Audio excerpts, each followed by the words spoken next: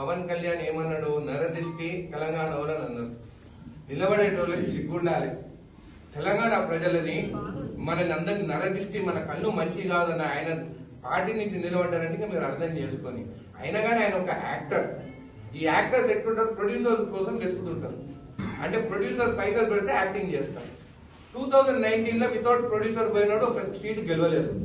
దాని తర్వాత 2024 లో ఒక ప్రొడ్యూసర్ చంద్రబాబు నాయుడుని వెతుకున్నాడు, కో ప్రొడ్యూసర్ లోకేష్ ని వెతుకున్నాడు, గెలిచిండు.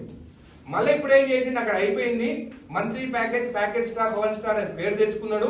ఇప్పుడు నాకు అది సరిపోతలేదు, నా కుటుంబం పెద్దది, ఎట్లా అని చెప్తే ఇప్పుడు కొత్త ప్రొడ్యూసర్ ని వెతుకున్నాడు. ఆయన పేరు మోడీ.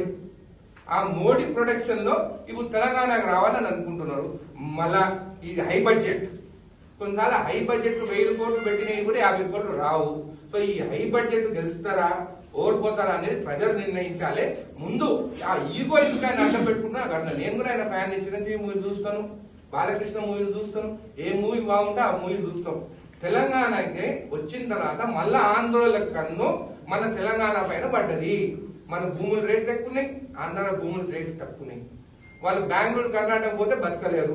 తెలంగాణ కోసం మనం అమాయకున్నాము. వాళ్ళు ఏమన్నా నరదిష్టాన్ని అన్నా కానీ మనం పడి వింటున్నాము. కాబట్టి మన దగ్గరకు వస్తున్నాం. తెలంగాణ ప్రజలే దీని గురించి ఆలోచించాలని తెలియజేస్తున్నాం.